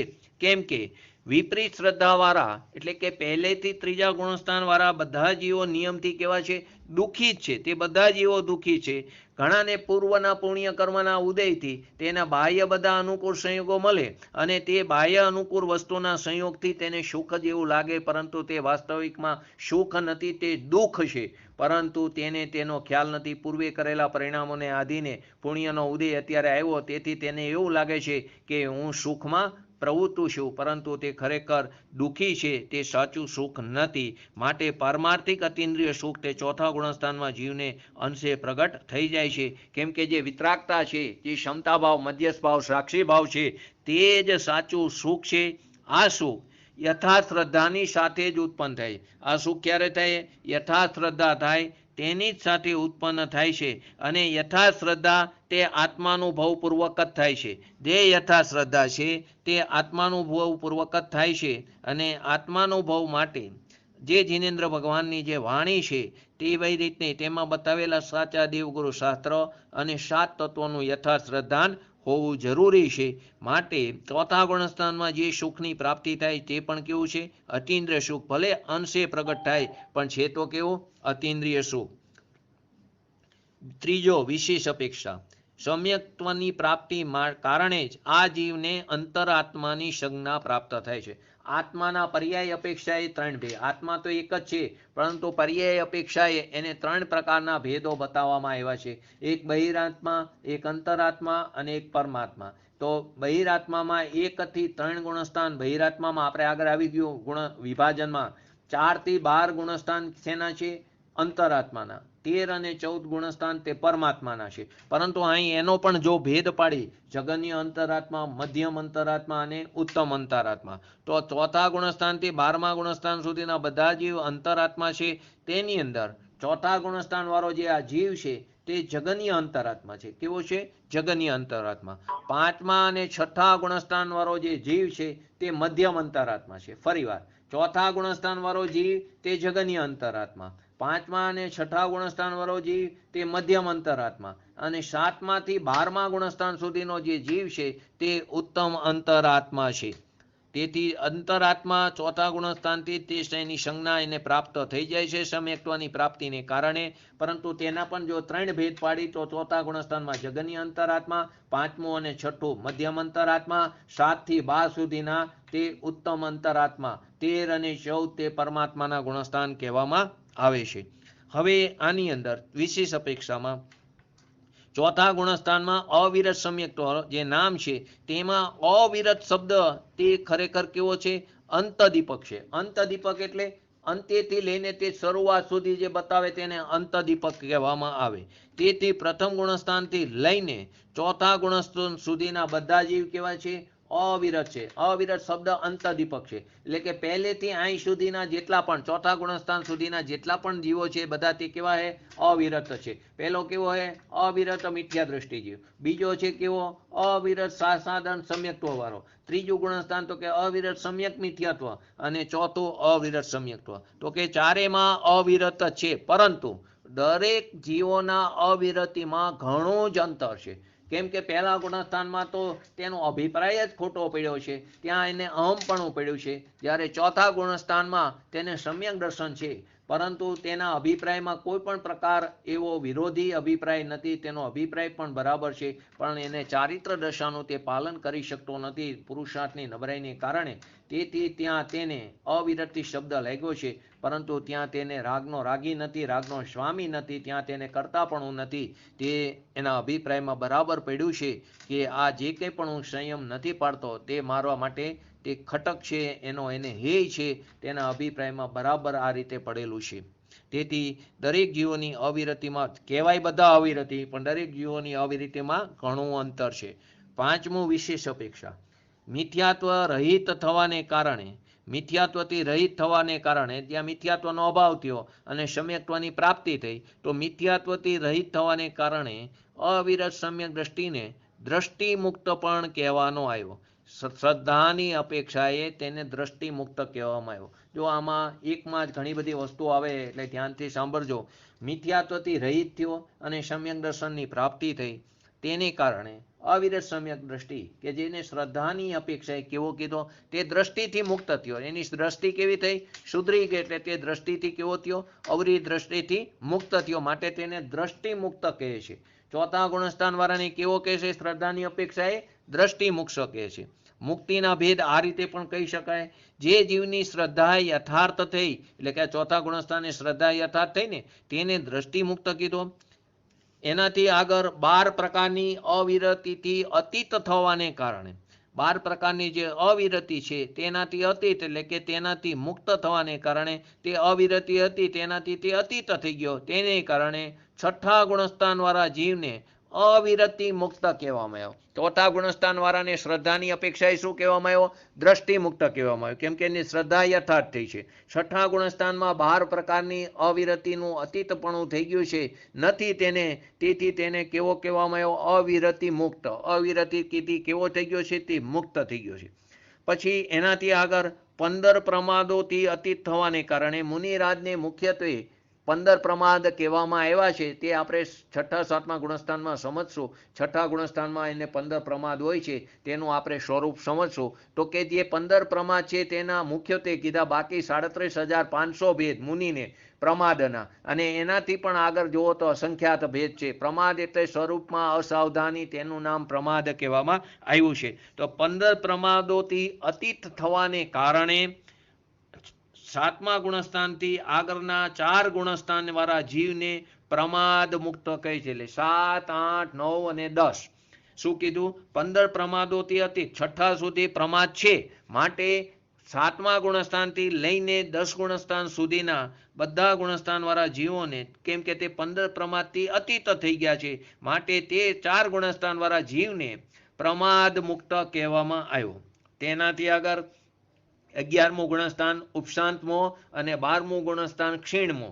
તો કે તે ઉપશાંતમો એટલે કે 11મું અને 12મા ગુણસ્થાન વર્તી જીવોને મોહ મુક્ત કહેવું. ક્યાં મોહ નથી, તે મોહ મુક્ત કહેવું યોગ્ય છે. ઉપશાંત મોહમાં મોહ છે નહીં, સત્તામાં પડ્યો છે પરંતુ ઉદયમાં નથી, અને 12મા ગુણસ્થાનમાં તો મોહનો ક્ષય થઈ ગયો છે, પરંતુ ત્યાં તેને જે ઉપશમ રૂપે પડ્યો છે, સત્તામાં પડ્યો પરંતુ ઉદયમાં નથી, તે અપેક્ષાએ તેને શું કીધું છે? 11માને મોહ મુક્ત, અને 12મામાં તો ક્ષય જ થઈ ગયો છે, માટે તેને મોહ મુક્ત કહેવું યોગ્ય છે. તેનાથી પણ આગળ સહયોગ અને અયોગ કેવરીઓને શું કીધું? સહયોગ કેવરી અને અયોગ કેવરી, એટલે 13મા અને 14મા ગુણસ્થાન વાળા જે કેવરીઓ છે તેને જીવન મુક્ત કેવું સ્વાભાવિક છે, તેનું જીવન મુક્ત કેવું સ્વાભાવિક છે. આને કથનથી સિદ્ધ પણ કહે છે, તેને ક્યારેક સિદ્ધ પણ કહે છે તો સહયોગ અયોગ કેવરી હજી તેને જીવન મુક્ત કહે છે, પરંતુ ક્યારેક ક્યારેક તેને સિદ્ધ પણ કહેવામાં આવે છે. ગુણસ્થાન તીત જે જીવ છે, એટલે કે જે સિદ્ધ દશાને મુક્ત દશાને પ્રાપ્ત કર્યું છે, અને જે દ્રવ્ય કર્મ ભાવ કર્મ અને નો કર્મથી રહિત સમયસરમાં સૌથી પહેલા વંદન કોને કરે છે? દ્રવ્ય કર્મ ભાવ કર્મ નો કર્મથી રહિત એવા સિદ્ધ ભગવાનને નમસ્કાર કરીને મંગલાચરણ કર્યું છે. એવા ગુણસ્થાન તીત જીવ કે જે દ્રવ્ય કર્મ ભાવ કર્મ અને નો કર્મથી રહિત હોવાને કારણે સિદ્ધના જીવોને દેહ મુક્ત અથવા તો સાક્ષાત મુક્ત પણ કહેવામાં આવ્યું છે. હવે તેમને મુક્ત થવાનું કંઈ પણ બાકી રહેતું નથી. તે મોક્ષ માર્ગ અથવા મુક્ત દશાનો પ્રારંભ તો ચોથા ગુણસ્થાનથી જ થઈ ગયો છે. ફરીવાર કેટલા મુક્ત આવ્યા? ચોથા ગુણસ્થાનમાં તેને શ્રદ્ધાની અપેક્ષાએ, યથાર્થ શ્રદ્ધાની અપેક્ષાએ દ્રષ્ટિ મુક્ત કીધો. છઠ્ઠા ગુણસ્થાનમાં 12 પ્રકારની અવિરતિથી અતીત થવાને કારણે અવિરતિ મુક્ત કીધો. 15 પ્રમાદોથી અતીત થવાને કારણે સાતમા ગુણસ્થાનથી લઈને 10મા ગુણસ્થાન સુધીના જીવોને પ્રમાદ મુક્ત કીધું. 11મા અને 12મા ગુણસ્થાનોમાં મોહથી અતીત થવાને કારણે તે જીવોને મોહયુક્ત કહેવું યોગ્ય છે. 11માં અપેક્ષા સમજવાની, ત્યાં ઉદયમાં નથી, તે અપેક્ષાએ સત્તામાં પડ્યો છે મોહ, પરંતુ ત્યાં ઉદયમાં નથી, અને સત્તામાં પડેલો ચારિત્ર મોહનીયનો ઉદય આવવાને કારણે તે જીવ 11માંથી પાછો પડે છે, પરંતુ ઉદયમાં નથી, તે અપેક્ષાએ તેને ત્યાં મોહ મુક્ત કીધું છે. અને 12મા ગુણસ્થાનમાં ક્ષય થયો છે, તે અપેક્ષાએ તેને મોહ મુક્ત કહેવામાં આવ્યું છે. 13મો અને 14મા ગુણસ્થાનમાં જીવને જીવન મુક્ત કેવરીઓને જીવન મુક્ત કહેવાય છે. તેને ક્યારેક ક્યારેક કોઈક જગ્યાએ સિદ્ધ એવો શબ્દ પણ વાપરવામાં આવે છે. અને જે છેલ્લે ગુણસ્થાન તીત જીવ છે કે જે દ્રવ્ય કર્મ ભાવ કર્મ નો કર્મથી રહિત છે, તેવા સિદ્ધ જીવને દેહ મુક્ત અથવા તો સાક્ષાત મુક્ત પણ કહે છે, કેમ કે હવે તેમને મુક્ત થવાનું કંઈ બાકી રહેતું નથી. આ મોક્ષ માર્ગનો પ્રારંભ ક્યાંથી થાય? ચોથા ગુણસ્થાનથી ચાલુ થઈ જાય છે, અને ત્યાંથી જ ખરેખર ધર્મની શરૂઆત થાય છે. ભવ્યત્વ જે હવે છઠ્ઠી અપેક્ષા, ભવ્યત્વ શક્તિનો પ્રારંભ, એની અભિવ્યક્તિનો પ્રારંભ ચોથા ગુણસ્થાનથી થાય છે. જે જીવ રત્નત્રયને પ્રગટ કરવાની શક્તિવાળો છે તેને ભવ્ય જીવ કહે છે. જે જીવ રત્નત્રય પ્રગટ કરવાની શક્તિવાળો છે તેને કેવો કહેવામાં આવે છે? ભવ્ય જીવ કહેવામાં આવે છે. ચોથા ગુણસ્થાનમાં મોક્ષ માર્ગ પ્રારંભ થાય છે, અને સિદ્ધની અવસ્થામાં ભવ્યત્વ શક્તિનું ફળ પ્રાપ્ત થાય. આ વસ્તુ સમજો. ચોથા ગુણસ્થાનમાં મોક્ષ માર્ગનો પ્રારંભ થાય છે, અને સિદ્ધ અવસ્થામાં મોક્ષ માર્ગનું ફળ છે. શું છે? મોક્ષ માર્ગનું ફળ સિદ્ધ અવસ્થા. તો કે ચોથા ગુણસ્થાનમાં મોક્ષ માર્ગ પ્રારંભ થાય છે, અને સિદ્ધ અવસ્થામાં ભવ્યત્વ શક્તિનું ફળ પ્રાપ્ત થાય છે. એ અપેક્ષાએ સિદ્ધ અવસ્થામાં ભવ્યત્વ શક્તિનો અભાવ કહેવામાં આવ્યો છે. સિદ્ધ દશામાં ભવ્યત્વ શક્તિનો અભાવ કેમ કહેવામાં આવ્યો? તો કે મોક્ષ ચોથા ગુણસ્થાનથી મોક્ષ માર્ગનો પ્રારંભ થઈ ગયો છે, પરંતુ સિદ્ધ અવસ્થા તે ભવ્યત્વ શક્તિનું ફળ છે. તે શું છે? ભવ્યત્વ શક્તિ નથી, પણ ભવ્યત્વ શક્તિનું ફળ તે સિદ્ધ દશા છે. તે અપેક્ષાએ સિદ્ધ અવસ્થામાં ભવ્યત્વ શક્તિનો અભાવ કહેવામાં બતાવવામાં આવ્યો છે. હવે આમાં જેમ સિદ્ધ અવસ્થાની પ્રાપ્તિ જીવને નિયમથી પોતાના નિજ શુદ્ધાત્માના આશ્રયથી અથવા તો તેના ધ્યાનથી શબ્દ મૂકો તો પણ ચાલે તેનાથી થાય છે, તેમજ સમ્યક દર્શનની ઉત્પત્તિ પણ શુદ્ધાત્માના આશ્રય કે ધ્યાનથી થાય છે. અને આ જ ધ્યાન અને શુદ્ધ ઉપયોગ કહેવામાં આવ્યું છે. શું કીધું? સિદ્ધ અવસ્થાની પ્રાપ્તિ માટે પણ શુદ્ધાત્માનો આશ્રય છે અને સમ્યક દર્શનની પ્રાપ્તિ માટે પણ શુદ્ધાત્માનો આશ્રય. માટે કહેવાય છે ને, સ્વભાવનો આશ્રય કરવાથી શુદ્ધિની ઉત્પત્તિ થાય છે, સ્વભાવનો વિશેષ આશ્રય કરવાથી શુદ્ધિની વૃદ્ધિ થાય છે અને તેનાથી પણ વિશેષ આશ્રય કરવાથી શુદ્ધિની પૂર્ણતા થાય છે. તેથી શું કીધું? સિદ્ધ અવસ્થાની પ્રાપ્તિ જીવને નિયમથી પોતાના નિજ શુદ્ધાત્માના આશ્રયથી કે ધ્યાનથી થાય છે. તેવી જ રીતે સમ્યક દ્રષ્ટિ જીવને પણ સમ્યક દર્શનની પ્રાપ્તિ તેને નિજ શુદ્ધાત્માના ધ્યાનથી જ થાય છે. અને આ ધ્યાનને જ શુદ્ધ ઉપયોગ કહેવામાં આવ્યો. એનાથી શું સિદ્ધ કર્યું? કે ચોથા ગુણસ્થાનવર્તી જીવ તેને ત્યાં શુદ્ધ ઉપયોગ હોય છે. શુદ્ધ ઉપયોગ સ્વભાવમાં સ્થિર થયો, લીન થયો, જેટલો એને વિતરાગતાની પ્રાપ્તિ થઈ તેટલો શુદ્ધ ઉપયોગ. ઘણા અન્ય દિગંબર મતમાં ચોથા ગુણસ્થાનમાં શુદ્ધ ઉપયોગ માનતા નથી, તો અહીં અત્યારે એ રીતે સિદ્ધ કરે છે. અને જયસેન આચાર્યનું સમયસારની 320ની જે ટીકા લખી પછી તેમણે એના માટે ખાસ ખુલાસો કર્યો કે આગમની ભાષામાં જે પરિણામને ઔપસમિક, ક્ષયોક્ષમિક અને ક્ષાયિક સમ્યક્ત્વ ભાવરૂપ કહેવામાં આવ્યા છે, તે જ પરિણામને અધ્યાત્મની ભાષામાં શુદ્ધ ઉપયોગ આદિ નામોથી કહેવામાં આવે. જે આગમ ભાષામાં જે પરિણામને ઔપસમિક, ક્ષયોક્ષમિક કે ક્ષાયિક ભાવ કીધા, તેને જો અધ્યાત્મની ભાષામાં કહેવામાં આવે તો તેને શુદ્ધ ઉપયોગ કહેવામાં આવે છે. તો જયસેન આચાર્યએ સમયસારના આ ઉદાહરણો પરથી સ્પષ્ટ કરે છે ચોથા ગુણસ્થાનમાં પણ શુદ્ધ ઉપયોગ જ હોય છે. એટલે કોઈ એવું માને અન્ય દિગંબર મતમાં કે શુદ્ધ ઉપયોગ છઠ્ઠા સાતમા ગુણસ્થાન, તો કે ખોટી વાત છે. ગુરુદેવના પ્રવચનમાં વારંવાર એક પ્રખર આચાર્યનું નામ લઈને આવે છે, તો કે ખરેખર તે સત્ય નથી. સત્ય વસ્તુ તો ચોથા ગુણસ્થાનથી શુદ્ધ ઉપયોગ છે અને ચોથા ગુણસ્થાને જેટલા અંશે સ્વભાવમાં સ્થિર થાય છે તેટલા અંશે વિતરાગતા અને તેટલા અંશે એને સવર અને તેટલા અંશે એને શુદ્ધ ઉપયોગ કહેવામાં આવે છે. કદાચ હમણાં હું 5-7 મિનિટમાં ઓફલાઈન થઈ જાઉં, તો જેને લાગેલો છે અથવા તો હું ફરીવાર ટ્રાય કરી તે મને કોન્ફરન્સમાં લઈ લેજો. સમ્યક દર્શનની પ્રાપ્તિ માટે શુદ્ધાત્માના ધ્યાનને છોડીને કોઈ અન્ય ઉપાય હોઈ શકે? સમ્યક દર્શનની પ્રાપ્તિ માટે આપણે શુદ્ધાત્માનું ધ્યાન ન કરી અને એક બીજો કોઈ ઉપાય હોઈ શકે કે આ એક જ પ્રકારનો ઉપાય છે? તો કે સમ્યક્ત્વની પ્રાપ્તિ માટે કે સમ્યક્ત્વની ચારિત્રની પ્રાપ્તિ માટે, એની ઉત્પત્તિ માટે કે પૂર્ણતાની માટે એકલો નિઃશુદ્ધાત્માનું ધ્યાન છે. આ સિવાય બીજો કોઈ પણ ઉપાય નથી. કેમ નથી? તો કે સમ્યક દર્શન અને સમ્યક ચારિત્ર આ બંને ભાવ આત્મા આશ્રિત વિતરાગ ભાવ છે. બંને કેવા છે? વિતરાગ ભાવ છે. અને આ બંનેના નિમિત્ત રૂપે જે બાધક કર્મ છે, આ બંનેમાં નિમિત્ત રૂપે બાધક કર્મ કોણ છે? મોહનીય. મોહનીયમાં પણ દર્શન મોહનીય અને ચારિત્ર મોહનીય બંને બાધક રૂપે છે. માટે આની પ્રાપ્તિનો ઉપાય પણ શું છે? એક આત્મા આશ્રિતપણો જ છે. આના પ્રાપ્તિનો ઉપાય, સમ્યક દર્શનની પ્રાપ્તિનો ઉપાય નિજ શુદ્ધાત્મા સિવાય બીજો કોઈ પણ નથી. હવે એની આગળ જેની દ્રષ્ટિ યથાર્થ છે તેને સમ્યક દ્રષ્ટિ કીધો. સંયમ રહિત અથવા સમ્યક દ્રષ્ટિને અસંયત સમ્યક દ્રષ્ટિ પણ કહેવાય. આ સમ્યક દ્રષ્ટિ 3 પ્રકારના છે: સાયિક, વેદક કો કે ક્ષયોક્ષમ કો અને ઔપસમિક સમ્યક દ્રષ્ટિ.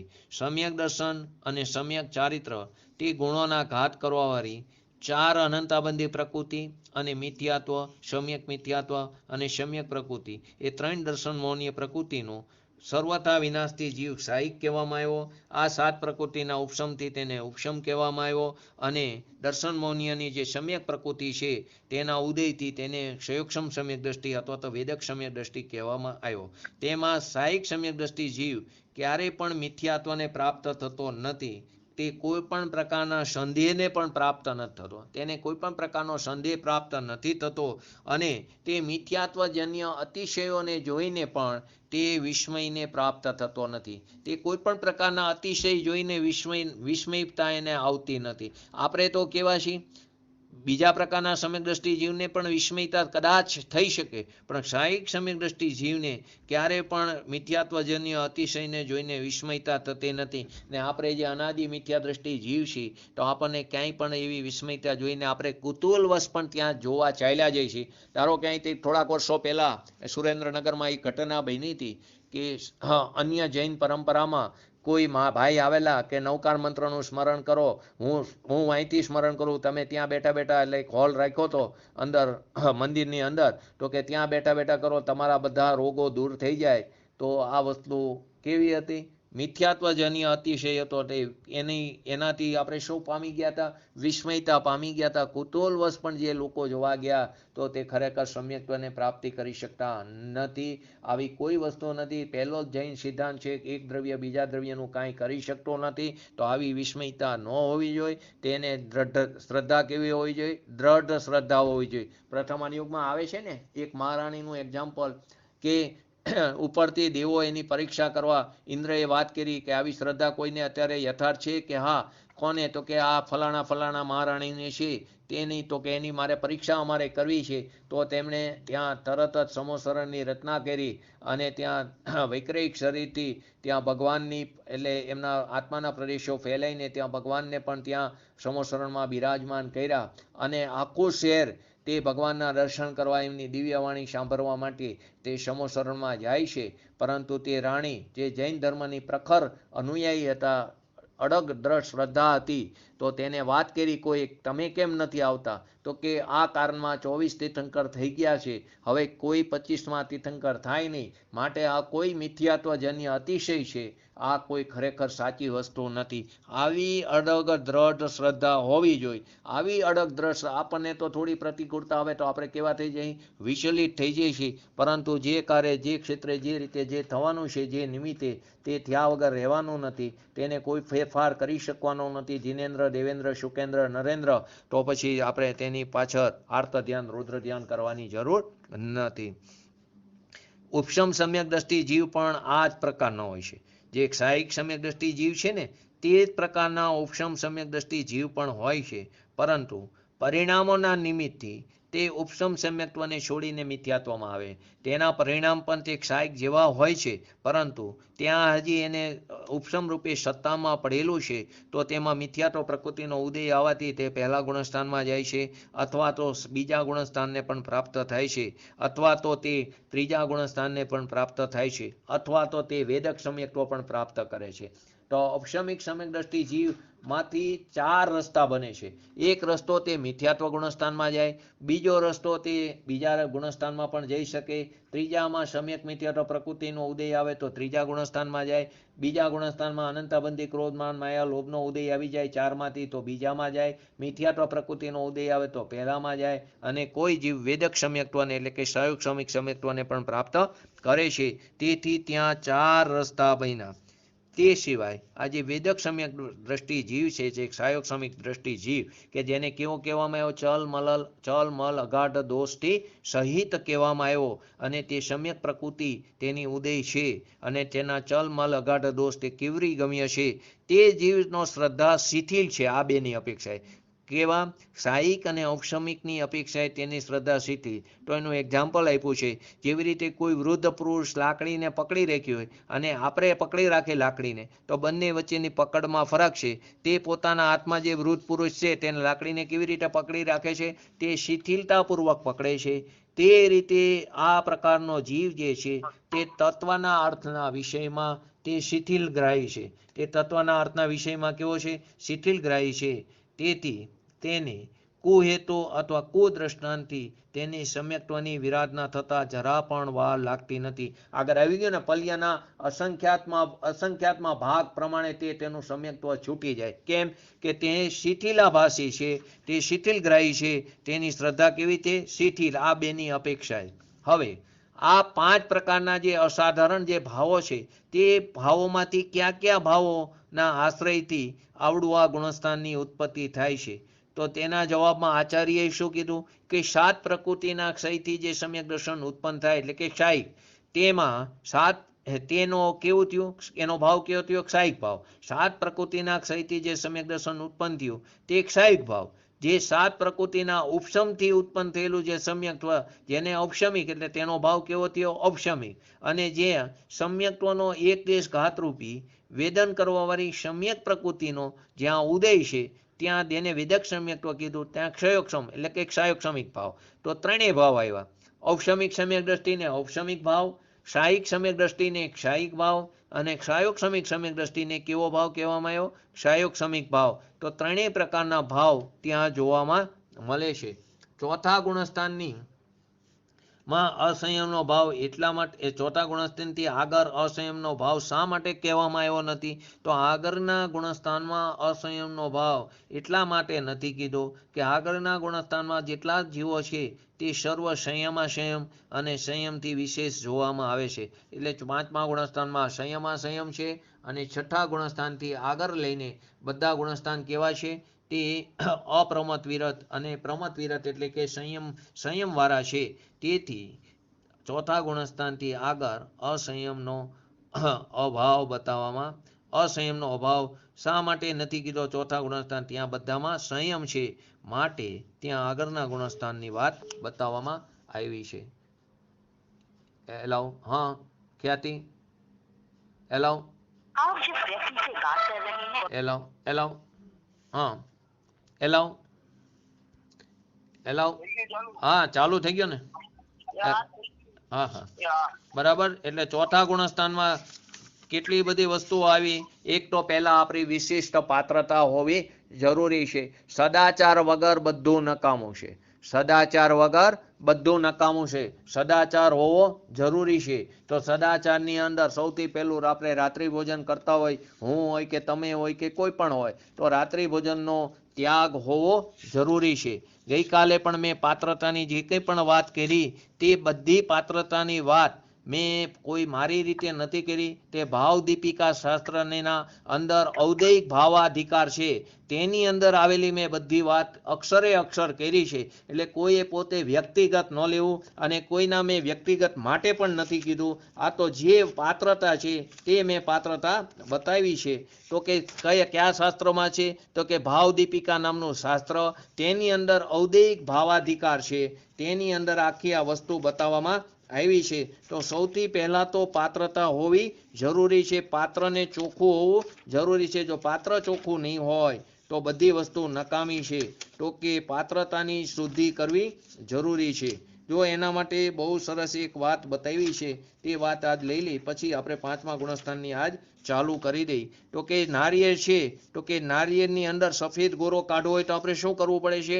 કે કાટલી ખોલવી પડે, એ બધું કરવું પડે ને. તો કે સીધે સીધો સફેદ ટોપરું તે બહાર નીકળતું નથી. પણ આપણે શું કરવા જઈએ? સીધું સફેદ ટોપરું કે સીધું સમ્યક દર્શન પ્રાપ્ત કરી લઈ અને પછી આપણને આ બધું એમ નથી. પહેલી અંદર પાત્રતા હોવી જરૂરી છે. તો પાત્રતા વગર બધું નકામું છે. માત્ર શ્રીમદજીમાં પણ આવે ને, પાત્ર વિના વસ્તુ ન મળે. તો કે આ પાત્રતા એની અંદર 7 પ્રકારના વ્યસનોનો ત્યાગ, અર્ગણ પાણી ન પીવું, રાત્રિ ભોજન ન કરવું, અન્યાય અનીતિનું જે કંઈ પાલન, અન્યાય અનીતિનો ત્યાગ કરવો જોઈએ, અભક્ષ્યનો ત્યાગ કરવો જોઈએ, ભક્ષ્ય ચીજનું ભક્ષણ કરવું જોઈએ, અજાણ્યા ફળોનું સેવન ન કરવું જોઈએ. જો આ બધી ક્રિયા છે, પરંતુ આ બધી ક્રિયાનું ફળ 0 છે, પરંતુ આ ક્રિયા હોવી જરૂરી છે. તે ક્રિયામાં જ જો અટકી રહીશું તો પણ સમ્યક દર્શન નહીં થાય. પરંતુ જો આ ક્રિયા પણ નહીં હોય અને સીધો સ્વભાવનો આશ્રય લેવા જઈ તો પાત્રતા જ નહીં હોય તો તે પ્રાપ્ત કરવું કઠણ છે. તેથી પહેલા સાથે સદાચાર હોવો જરૂરી છે. અને શેમાં સૌથી પહેલી વાત મૂકી છે? ગૃહિત મિથ્યાત્વનો ત્યાગ, કુદેવ કુગુરુ કુશાસ્ત્રનો ત્યાગ હોવો જરૂરી છે. તો કુદેવ કુગુરુ કુશાસ્ત્રનો ત્યાગ જ્યાં સુધી નહીં હોય ત્યાં સુધી અગૃહિત મિથ્યાત્વ નહીં જાય, અને અગૃહિત મિથ્યાત્વ નહીં જાય ત્યાં સુધી ગૃહિત મિથ્યાત્વનો ત્યાગ નહીં થાય, અને ત્યાં સુધી સમ્યક દર્શનની પ્રાપ્તિ નહીં થાય. તો સૌથી પહેલા ગૃહિત મિથ્યાત્વ, ને ગૃહિત મિથ્યાત્વના ત્યાગ પછી અગૃહિતનો ત્યાગ, અને પછી સમ્યક દર્શનની પ્રાપ્તિ થાય છે. હવે પાંચમું ગુણસ્થાન દેશવિરત ગુણસ્થાન. આ ગુણસ્થાનનું નામ શું છે? દેશવિરત, અથવા તો સંયમાસંયમ, અથવા તો વિરતાવિરત. તો પાંચમા ગુણસ્થાનનું નામ જે દેશવિરત કીધું છે, તેમાં બહારની બાજુમાં બુદ્ધિપૂર્વક અણુવ્રત ગ્રહણ કરે છે. બહાર જે છે તેમાં બુદ્ધિપૂર્વક એટલે કે બુદ્ધિપૂર્વક તેને અણુવ્રત ગ્રહણ કરે છે અને અંતરંગમાં સમ્યક દર્શન પૂર્વક તે અનંતાબંધી અને અપ્રત્યાખ્યાન કસાઈ ચોકડીની અનુદય કરીને દેશ ચારિત્ર રૂપ આંશિક વિતરાગતાની પ્રાપ્ત કરે છે. આજના મેં પ્રશ્નમાં પણ એક પ્રશ્ન પૂછ્યો છે.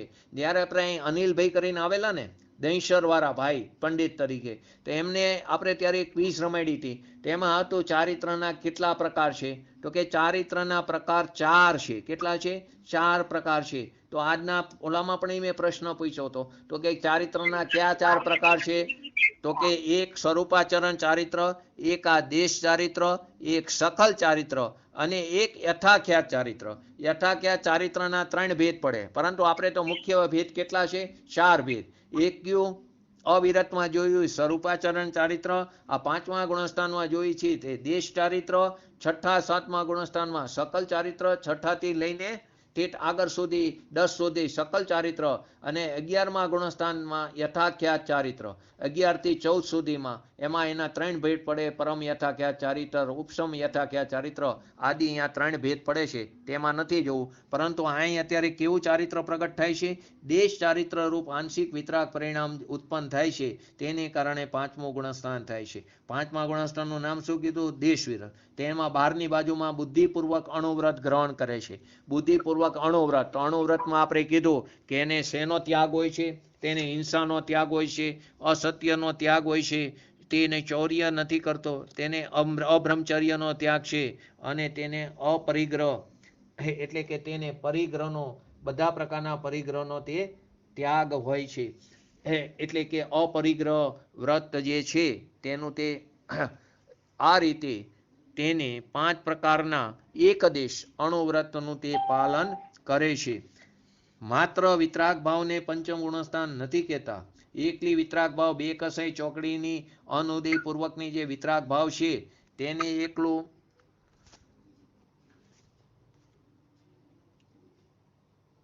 હેલો હા, કેમ શું થયું? ખ્યાતિ આવે છે ને? માત્ર વિતરાગ ભાવને જ પંચમ ગુણસ્થાન નથી કહેતા. વિતરાગતાના અવિનાભાવી જે બાહ્ય અણુવ્રત આદિ છે ને તેના પાલનનો જે ભાવ રાગ ભાવ છે અથવા પુણ્ય પરિણામ છે તે પણ આ ગુણસ્થાનની અંદર અંતર્ગર્ભિત છે. એકલા વિતરાગ ભાવને પંચમ ગુણસ્થાન નથી કહેતા, પરંતુ તેની અંદર રહેલો અણુવ્રત આદિ જે પાલન કરવાનો જે રાગભાવ છે તે રાગભાવ કહો કે પુણ્ય પરિણામ કહો, શુભ ભાવ છે ને, તેથી તે પુણ્ય પરિણામ પણ આ ગુણસ્થાનની અંદર અંતર્ગર્ભિત છે. એકલું વિતરાગતાની પણ સાથે અણુવ્રતનું પણ પાલન હોવું જોઈએ. આગળ 11 પડીમાનું પણ પાલન હોવું જોઈએ. આગળ જે વાત જેમ જેમ આવશે તેમ આપણે જોતા જશું. તો પ્રશ્ન થાય, કોઈ મનુષ્ય અણુવ્રતોને ગ્રહણ કરે અને બે કસાઈ ચોકડીની અભાવરૂપ વિતરાગતા વ્યક્ત ન કરે તો તેને 5મું ગુણસ્થાન થશે કે નહીં થાય? કોઈ જીવ માત્ર અણુવ્રતોને ગ્રહણ કરે અને બે કસાઈ ચોકડીની અભાવરૂપ વિતરાગતા પ્રાપ્ત ન કરે તો તેને 5મું ગુણસ્થાન થશે કે નહીં થાય? તો કે નહીં થાય. કેમ કે માત્ર અણુવ્રતોના ગ્રહણ કરવા રૂપ જે રાગ અથવા પુણ્ય પરિણામને દેશવિરત ગુણસ્થાન કહેવામાં આવતું નથી. એકલું અણુવ્રતનું ગ્રહણ કર્યું એ રાગભાવ કે પુણ્ય પરિણામને 5મું ગુણસ્થાન કહેવામાં આવતું નથી. કારણ કે આ માન્યતા કેવી થઈ? વ્યવહારાભાસ થઈ. આ માન્યતા વ્યવહારાભાસ રૂપ છે. ખરેખર તો બે કસાઈ ચોકડીના અનુદયથી વિતરાગ ભાવરૂપ જે સાચો ધર્મ જે પ્રગટ થાય છે અને તે જ સમયે તેને અણુવ્રત આદિનો પાલન કરવાના શુભ પરિણામ પણ ચાલી રહ્યા છે. એક જ કારે તેને વિતરાગતા પણ પ્રાપ્ત થઈ હોય, તે જ સમયે તેને અણુવ્રત આદિનું પાલન કરવાના શુભ પરિણામ પણ ચાલી રહ્યા છે, તો જ દેશવિરત ગુણસ્થાન છે. કારણ કે ત્યાં વ્યવહાર અને નિશ્ચયનો સુમેળ છે. વ્યવહારમાં શું છે? બાહ્ય જે અણુવ્રત છે તેનું પાલન કરે છે અને નિશ્ચયથી શું છે કે તે પોતાની અંદર બે કસાઈ ચોકડીની અભાવરૂપ વિતરાગતા તેણે પ્રાપ્ત કરી છે. અણુવ્રત કે મહાવ્રત 5મા કે 6ઠા 7મા ગુણસ્થાનના ઉત્પાદક કે કારણ નથી. અણુવ્રત કહો તો તે પણ 5મા ગુણસ્થાનનું ઉત્પાદક કારણ નથી અને મહાવ્રત છે તે પણ 6ઠા 7મા ગુણસ્થાનનું ઉત્પાદક કારણ નથી. માત્ર કેવું કારણ છે? જ્ઞાપક કારણ છે. જ્ઞાપક કારણ એટલે કે નિમિત્ત. જ્ઞાપક એટલે ખાલી નિમિત્ત છે. નિમિત્તને ઉત્પાદક કારણ માનવું તે મહા અજ્ઞાન છે. ફરીવાર, અણુવ્રત આદિ કે મહાવ્રત આદિ જે છે તે 5મું અથવા 6ઠા ગુણસ્થાનના છઠ્ઠા સાતમા ગુણસ્થાનનું ઉત્પાદક કારણ નથી. અણુવ્રત તે પાંચમાનું ઉત્પાદક કારણ નથી અને મહાવ્રત છે તે છઠ્ઠા સાતમા ગુણસ્થાનનું ઉત્પાદક કારણ નથી. તે માત્ર કેવું છે? જ્ઞાપક. જ્ઞાપક એટલે કે નિમિત્ત. નિમિત્ત કારણને ઉત્પાદક કારણ માનવું તે મહાન અજ્ઞાન છે. માટે પાંચમા ગુણસ્થાનની પરિભાષા શું આવે છે? પ્રત્યાખ્યાન વર્ણન કસાય કર્મના ઉદયથી. જો બે કસાય ચોકડીનો ભાવ થયો. પહેલી ચોકડી છે અનંતાબંધી. ચોકડી એટલે ચાર. શબ્દ ઘણાને ન સમજ આવતી હોય. ચોકડી એટલે ચાર. ક્રોધ, માન, માયા અને લોભ. આ ચારને ચોકડી કહેવામાં આવી. તેમાં એમાં સૌથી પહેલી અનંતાબંધી ચોકડી, બીજી ચોકડી તે અપ્રત્યાખ્યાન, ત્રીજી ચોકડી તે પ્રત્યાખ્યાન, ચોથી ચોકડી તે સંજલન. તો અહીં અત્યારે બે કસાય ચોકડીનો અભાવ થયો એટલે પહેલા અનંતાબંધીનો અને પછી કઈ થઈ? અપ્રત્યાખ્યાન. તો અહીં કઈ ચોકડીનો ઉદય કીધો? પ્રત્યાખ્યાન વર્ણ કસાય કર્મના ઉદયકારમાં અથવા તો તેના નિમિત્તથી. ખરેખર તો એક જ્ઞાપક કારણ. તો કે તેના ઉદય એના નિમિત્તથી પૂર્ણ સંયમ ભાવ અહીંયા પ્રગટ નથી થયો. કેવો થયો છે? સર્વદેશ સંયમ ભાવ પ્રગટ નથી થયો, પરંતુ એકદેશ સંયમ ભાવ પ્રગટ થયો છે. એટલે પૂર્ણ સંયમ ભાવ પ્રગટ ન થવા છતાં પણ સમ્યક દર્શન પૂર્વક અણુવ્રત આદિ સહિત બે કસાય ચોકડીની અભાવરૂપ જે વિતરાગતા પ્રાપ્ત થઈ તે વિતરાગ દશાને અહીં પાંચમું ગુણસ્થાન દેશ વિરત સંયમ કે વિરતા વિરત ગુણસ્થાન કહેવામાં આવ્યું. ફરીવાર આ વ્યાખ્યા લઈને પૂરું કરી. પ્રત્યાખ્યાન વર્ણ કસાય કર્મના ઉદયકારમાં અથવા તો તેના નિમિત્તથી, તેના ઉદયકાર અથવા તો તેની નિમિત્તથી પૂર્ણ સંયમ ભાવ પ્રગટ ન થયો. તેનો ઉદય છે માટે પૂર્ણ સંયમ ભાવ પ્રગટ ન થયો. એક દેશ સંયમ ભાવ પ્રગટ થયો, સર્વદેશ સંયમ ભાવ પ્રગટ ન થયો. છતાં પણ ત્યાં સમ્યક દર્શન પૂર્વકની અણુવ્રત આદિ તથા બે કસાય ચોકડીના અભાવરૂપ અથવા તો તેના અનુદયપૂર્વકની જે વિતરાગ દશા પ્રાપ્ત થઈ તે વિતરાગ દશાને પાંચમું ગુણસ્થાન કહેવામાં આવ્યું છે. તો પ્રત્યાખ્યાન વર્ણ કસાયના ઉદયકારમાં તો કે પૂર્ણ સંયમ ભાવ પ્રગટ ન થવા છતાં પણ તેનો અર્થ શું થયો? કે પ્રત્યાખ્યાન વર્ણ કસાયના ઉદયકારમાં પણ આંશિક વિતરાગતા રૂપ દેશ સંયમ તો છે. આંશિક વિતરાગતા તો પ્રગટ થઈ છે. અણુવ્રત આદિનું પાલન પણ છે, પરંતુ ત્યાં પ્રત્યાખ્યાન વર્ણ કસાય કર્મનો ઉદય છે તે પૂર્ણ સંયમ ભાવ પ્રગટ થવા દેતો નથી. નિમિત્તની અપેક્ષાએ ખરેખર તે રીતે જો ઉપાદાનથી તો જોઈએ તો તે જીવની હોનારા જેવી છે, તે જીવનો પુરુષાર્થ જેવો છે, તે જીવના પરિણામ જ એવા છે કે તે સંયમ ભાવ પ્રગટ કરી શકતા નથી. તો અહીં આ વસ્તુ બધે જ્યાં નિમિત્તનું કથન આવે ત્યાં નિમિત્તની અપેક્ષાએ વાત સમજવી અને જ્યાં ઉપાદાનનું કથન આવે ત્યાં ઉપાદાનની અપેક્ષાએ વાત સમજવી. આજ ઘણાએ પ્રશ્નોના જવાબમાં બરાબર લખ્યું છે અને અમુકને ભૂલું પણ થઈ છે. તો તેની અંદર આ ઉપાદાનની વાત એવી લઈને પૂરું કરી. ઉપાદાન, કારણ અને નિમિત્ત. તો કે 5 સમવાયની અંદર 4 ઉપાદાન છે અને 1 નિમિત્ત છે. તો કે 4 અસ્થિ રૂપે છે અને 1 નાસ્તિ રૂપે છે. 1 અસ્થિ નથી પણ 4 અસ્થિ રૂપે છે અને 1 ખાલી કર્મ તે નાસ્તિ રૂપે લીધું છે અથવા નિમિત્ત અને નાસ્તિ. નાસ્તિ એટલે કે તે છે ખરો એનું અસ્તિત્વ, પરંતુ તે કાર્યમાં મદદરૂપ નથી, કાર્યમાં તે કારણરૂપ નથી. તેથી તેની હાજરી જ ખાલી હોવાને કારણે તેનો અભાવ બતાવવામાં આવ્યો છે. તેથી તે એક નાસ્તિ રૂપે, બાકીના 4 સમવાય સ્વભાવ, પુરુષાર્થ, કાલ લબ્ધિ અને ભવિતવ્યતા તે 4 અસ્થિ રૂપે છે. તો આ જે 4 અસ્થિ રૂપે છે તે 3 ઉપાદાન કારણ છે અને ચોથું નિમિત્ત છે તે નિમિત્ત. તો સ્વભાવ છે તે ત્રિકારી ઉપાદાનમાં જાય છે. પુરુષાર્થ છે તે અંતરક્ષણવતી પૂર્વ પર્યાયનો વ્યય એટલે કે ક્ષણિક ઉપાદાનમાં જાય છે અને કાલ લબ્ધિ અને ભવિતવ્યતા તે સમર્થ ઉપાદાન કારણમાં જાય છે. તેને ક્ષણિક, ઓલાને બીજાને ક્ષણિક કીધું, આને સમર્થ ઉપાદાન. તો 3 ઉપાદાન થયા: ત્રિકારી ઉપાદાન, ક્ષણિક ઉપાદાન અને સમર્થ ઉપાદાન. તો વાસ્તવમાં કોઈ પણ જ્યારે કાર્ય થાય તેનું સાચું કારણ, સમર્થ કારણ, કાલ લબ્ધિ અને ભવિતવ્યતા. કેમ કે સ્વભાવ તો અત્યારે પડ્યો છે. સ્વભાવ અત્યારે પડ્યો છે તો ત્રિકારી ઉપાદાન જો કારણ હોય તો કાર્ય તો અત્યારે પ્રગટ થવું જોઈએ. માટે ત્રિકારી ઉપાદાન તે સાચું કારણ નથી. તેને ઉદાસીન નિમિત્ત કહેવામાં આવ્યું છે, પરંતુ તેની હાજરી 100% હોય છે. જો તે ન હોય તો તેને જીવ જ નથી કહેવાતો. તો તેની હાજરી પણ જરૂરી છે. માટે તેને ઉદાસીન નિમિત્ત પણ ક્યાંક કહેવામાં આવે છે, પરંતુ તે પણ એક ત્રિકારી ઉપાદાન છે કાયમ અને લક્ષણવતી પૂર્વનો પર્યાયનો વ્યય તે ક્ષણિક ઉપાદાન છે. જીવ પોતાના સ્વભાવના આશ્રયે પ્રબળ પુરુષાર્થ કરે ત્યારે તેની કાળલબ્ધિ પણ ત્યારે તેવી જ હોય, તેની ભવિતવ્યતા પણ એવી હોય, અને ત્યાં નિમિત્ત રૂપે અંતરંગ નિમિત્ત રૂપે દર્શન મોનીય કર્મનો અભાવ હોય, બાહ્ય નિમિત્ત રૂપે સાચા દેવગુરુ શાસ્ત્રનું શરણ હોય. તો આ બધા પાંચે પાંચ સમવાય ત્યારે કાર્ય થાય, ત્યારે ગોઠવાઈ જાય છે. આપણે પણ આપણા સ્વભાવના આશ્રયે આપણી પર્યાયમાં વિતરાગતા પ્રાપ્ત શીઘ્ર ને શીઘ્ર કરી એવી પરમ વિરલ ભાવના સાથે આજનું વ્યક્તિત્વ પૂરું કરું છું. જય જીનેન્દ્ર. કઈ પ્રશ્ન હોય તો કહો. હેલો. પ્રશ્ન એ છે હે? કે હેલો, હા બોલો. પ્રશ્ન છે હા કે જે સમ્યક દર્શનની વૃદ્ધિ થાય તેની સાથે સમ્યક જ્ઞાન ને સમ્યક ચરિત્ર એ બે સાથે સાથે જ ચાલતા હશે ને? સમ્યક દર્શનની ઉત્પત્તિ જ્યારે થાય એ શ્રદ્ધા ગુણની પર્યાય છે, એ 100% થઈ છે. બરાબર, શ્રદ્ધા 100% છે. જ્ઞાન અને ચારિત્ર સમ્યક થઈ ગયું છે, પરંતુ ત્યાં એની વૃદ્ધિ ક્રમે ક્રમે પૂર્ણ જ્ઞાન નથી પ્રગટ થયું અને પૂર્ણ ચારિત્ર પ્રગટ નથી થયું. એ તો ક્રમે ક્રમે થાય છે. જે જ્ઞાન થયું છે એ યથાર્થ છે, સમ્યક છે.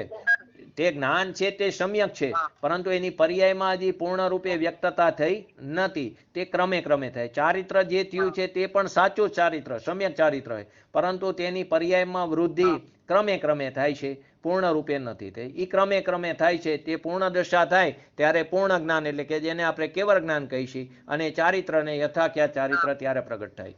હા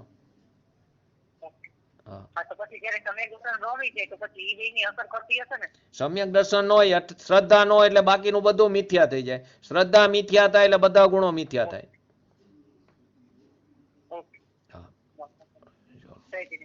બોલીએ છીએ પંચ પરમેષ્ઠી ભગવંતોનો જય હો. બોલીએ છીએ જીનવાણી માતનો જય હો. બોલીએ છીએ પરમ પૂજ્ય પરમ ઉપકારી શ્રી સદગુરુ દેવનો જય હો. બોલીએ છીએ પ્રશ્નમૂર્તિ ભગવતી માતનો જય હો. બોલીએ છીએ સનાતન જૈન દિગંબર ધર્મનો જય હો. ખાસ તો એ કહેવાનું છે, ગઈકાલના પેપરના મેં જવાબ નથી લખ્યા, પણ બધાના આન્સર સાચા છે. કદાચ પહેલી વાર આવું બન્યું કે બધાના આન્સર સાચા છે. ખૂબ સારી વાત છે કે બધાએ બધી બે બુક ઉઠલાવી અને જવાબ મળી ગયા 24 તીર્થંકરોનું, અને આવડો આ ગુરુદેવનું જે છે પુસ્તક તેમાંથી બધા જવાબ મળી ગયા. લખેલા જેટલા પણ લોકોએ લખ્યો છે તે બધાના જવાબ સાચા છે. આનંદ થયો. આવી જ રીતે પ્રયત્ન કરતા રહેજો.